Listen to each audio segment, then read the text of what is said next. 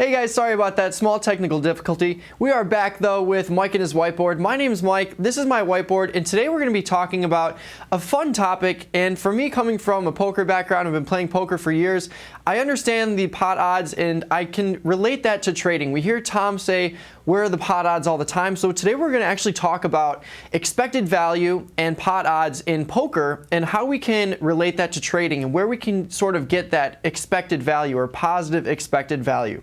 So let's go to the next slide and we'll break down a few things and the differences between poker and trading. So really, when we're looking at pot odds, we're breaking down the statistical approach to a risk-reward relationship. So with poker, we're really looking at the expected value of a position or a hand that you might have against one other person and weighing that against the odds or the pot odds of that pot. So however much I have to call to potentially win a certain amount, I weigh that against my expected value of a position or my expected odds or whether I'm an underdog or a favorite in the position. And with trading, there's two concepts that really ring true for me to kind of get that positive expected value situation. And for me, that is being a contrarian and overstated implied volatility. Along with managing our winners and other ways we can increase our win rate, we're going to be focusing on specifically these two today.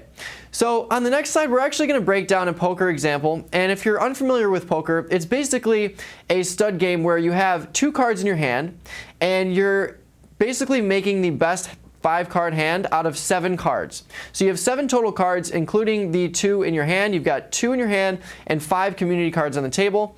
And you're trying to make the best 5-card hand.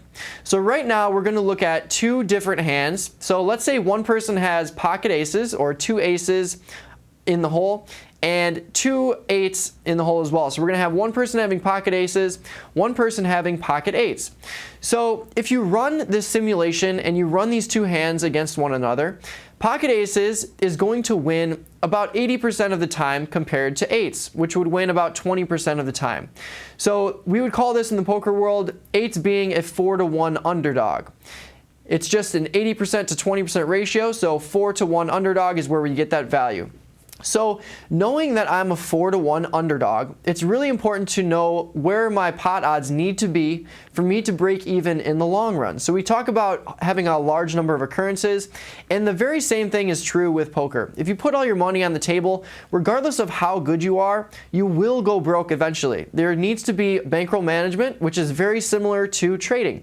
We need to be trading at a small number of occurrences relative to our portfolio size, just like in poker when we're talking about bankroll management. So on the next slide, we're going to break down a mathematical example. So we know that 8s are a 4-to-1 underdog. And let's say that with my current scenario, I've got pot odds giving me 6-to-1. So I'm holding these pocket 8s, and someone on the other hand, they're not supposed to show me their cards, but let's say they show me that they have pocket aces, and they say, you don't want to come into this hand, I have pocket aces. And if I know that I have pocket 8s, I can quickly realize that I'm a 4-to-1 underdog just from being experienced in the poker world. And if I look down at the pot and I say, okay, I can call this bet for $100 to potentially win $600. So let's say there were other players in the game, which is why the pot is so high at $600. And it's only going to cost me $100 to call this to potentially win $600. So right now, I know right off the bat, if I can win $600 and it only cost me $100 to play, my pot odds are giving me 6-to-1. So this is where we're in an interesting scenario. If this person shows me their hand and they say, I've got pocket aces, you don't want to get into this pot, and I know that I'm going to be an underdog and I'm going to lose 80% of the time, it doesn't even matter. I could show that person their hand and say, I'll call this all day given my pot odds. So how do I know that and why does that seem weird? Well, let's break it down here with the numbers. So if I know with pocket 8s that I'm a 4-to-1 underdog and I should lose about 80% of the time, if I run this through 10,000 occurrences and I'm calling $100 and 80% of the time I actually do end up losing. So let's say 8,000 of those occurrences I end up losing $100. That would bring me to a net loss of $800,000. However, if 20% of the time which should be my win rate with pocket eights in this scenario specifically, if I'm able to win $600, basically I take 2,000 occurrences, multiply that by $600, and I get myself 1.2 million.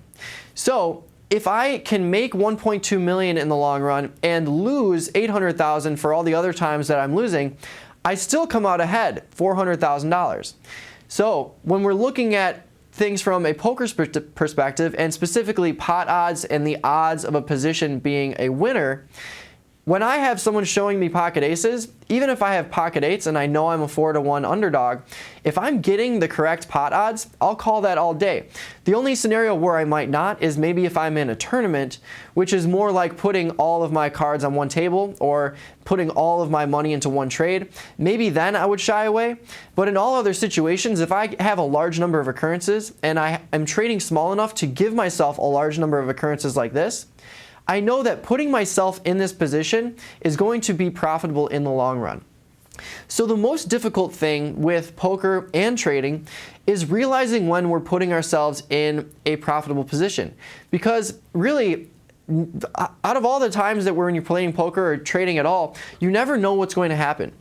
9 times out of 10 or even 10 times out of 10, this person's not going to show you their hand because they want to make money if they have pocket aces. They're not going to tell you to leave the table and get out of that position.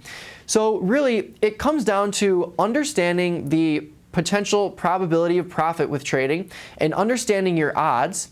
So at the worst case scenario, maybe he's got pocket aces and I've got pocket eights, and maybe I can assume that based on how he's trading or playing in this position that I could be a 4-to-1 dog. But if my pot odds are correct and they're giving me more than what I should be expecting to win by, I know that it's going to give me a positive expected value. So that's where that term comes from, expected value. And if I wanted to break even, let's say the pot odds were giving me 4-to-1, I would break even on this. So basically I would have 80% losers where I'm a 4-to-1 underdog and 20% where I'm winning 4 times the amount. So if I was only winning $400, you would see that I would lose 800,000 and I would win 800,000 over 10,000 occurrences. So I would essentially break even. And that's probably not something that I would want to do. But given these pot odds, I would go for this all day. So how do we replace pot odds and how do we replicate this in the trading environment? Well, if we go to the next slide, we're going to break down a few things. So for me, number one is going to be contrarianism. If I see that an underlying is coming down in this first image here, what's one way that I can potentially put myself in a positive expected value situation? Well, maybe one way would be to get long that underlying. Maybe not buy the shares outright, but use high probability trades to maybe sell a put. If we know that when an underlying is tanking, implied volatility is normally going to be higher, I can generally collect a high premium for selling a put and give myself a high probability of success. Given all these other factors that we're not really going to know, especially with trading where we're dealing with an unknown variable, which is where the stock price is going to be, just like in poker where we're dealing with that unknown variable of what that other person is holding, it's all about understanding these situations and really just trying your best to put yourself in a positive expected value scenario. So for me, at these levels, maybe I would look to get long.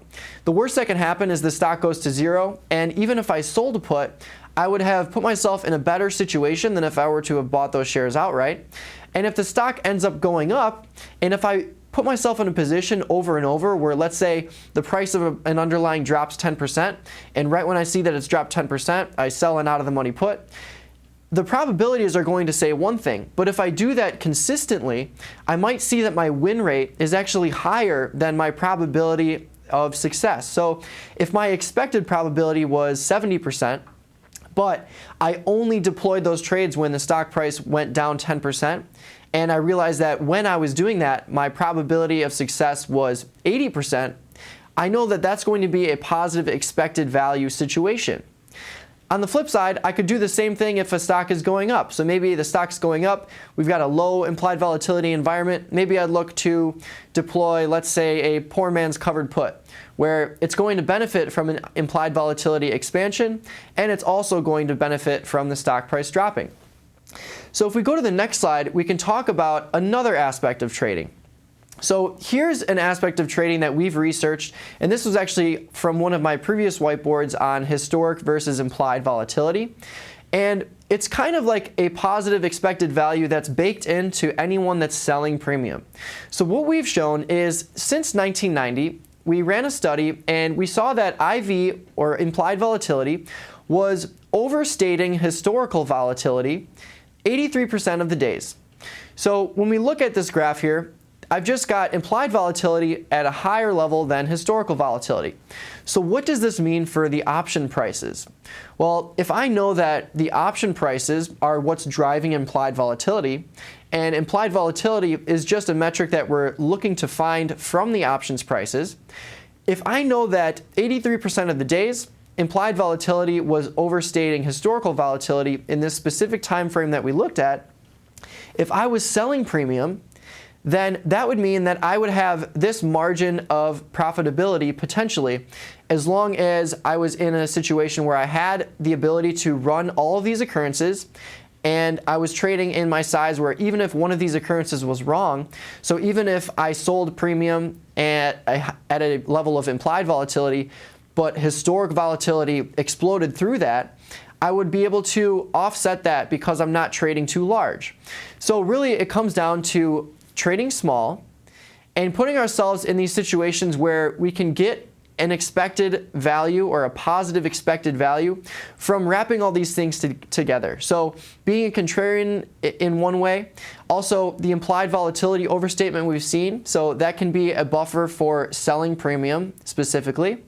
And also managing winners. So we know that managing winners does increase our win rate because we're taking risk off the table and we're locking in those profits. So I would say those three things are definitely ways that we can get into that positive expected value. So let's wrap this all up with some takeaways for you. So the very first takeaway is that when we're looking at poker, pot odds is a much cleaner calculation. I can take one hand and compare it to another and quickly get a probability of success for each of those hands.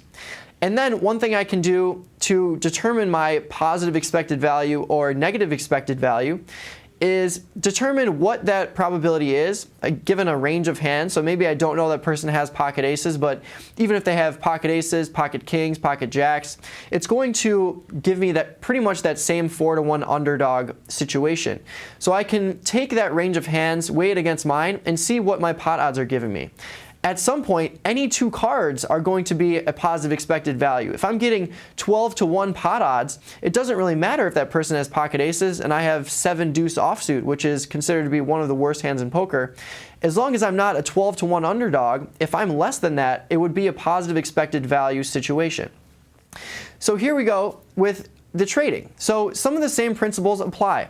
It's not as clean cut because there's a lot more variables that go into trading than poker, but you can still apply some of these principles. So understanding your odds or probabilities going into a trade, and then understanding situations that we can control mechanically, like managing our winners and selling premium, and then also understanding things that we can't control. So maybe being a contrarian to put us in that expected value situation or a positive expected value.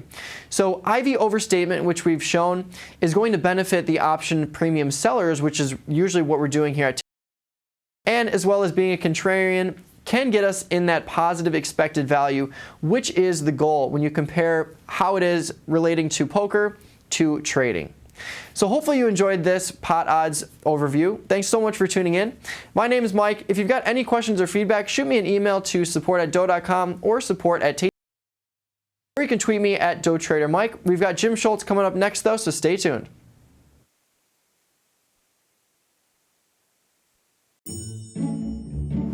Hey everyone, thanks for watching our video. If you liked this video, give it a thumbs up or share it with a friend. Click below to watch more videos, subscribe to our channel, or go to our website.